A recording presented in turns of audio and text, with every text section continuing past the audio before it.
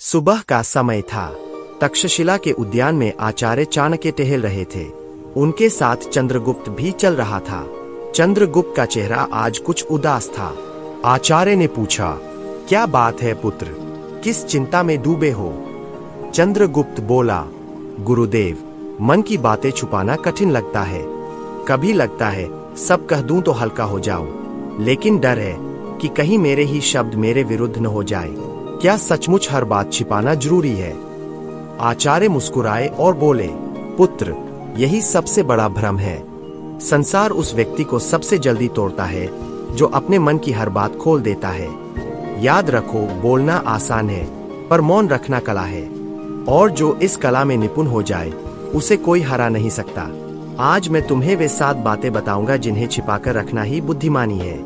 इनका रहस्य ही तुम्हारा कवच है। पहली नीति, अपने सपनों और योजनाओं का राज छुपाओ।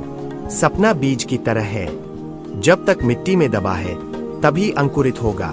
यदि सबके सामने बता दिया तो कोई उसे रौंद देगा। एक व्यापारी ने मसालों की दुकान खोलने की योजना बनाई और सबको बता दी।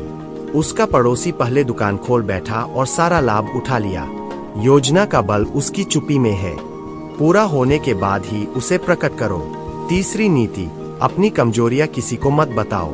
जिस दिन तुमने अपनी कमजोरी किसी को बता दी, उसी दिन शत्रु को अस्त्र दे दिया। एक योद्धा ने स्वीकार किया कि उसे तीरों से डर लगता है। उसके साथी ने यह बात शत्रुओं तक पहुंचा दी। युद्ध में सबसे पहले तीर उसी पर चलाए गए और वह हार गया। याद रखो, कमजोरी वही तक ताकत है जब तक वह केवल तुम्हें पता हो। चौथी नीति, अपने घर परिवार के झगड़े बाहर मत ले जाओ। घर की दरार अगर चौपाल तक पहुंच गई तो वह खाई बन जाती है।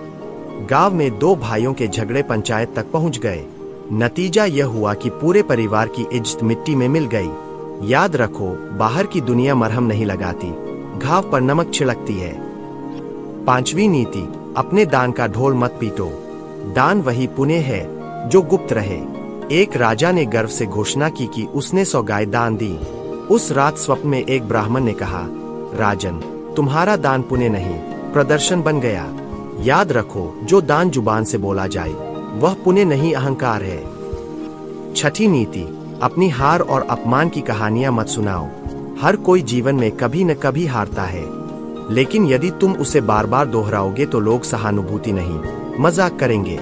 एक योद्धा हर जगह कहता रहा, मुझे धोखा दिया गया, मैं हार गया। लोग हंसने लगे, और जब वह फिर मैदान में उतरा, सब उसकी हार देखने का इंतजार करने लगे।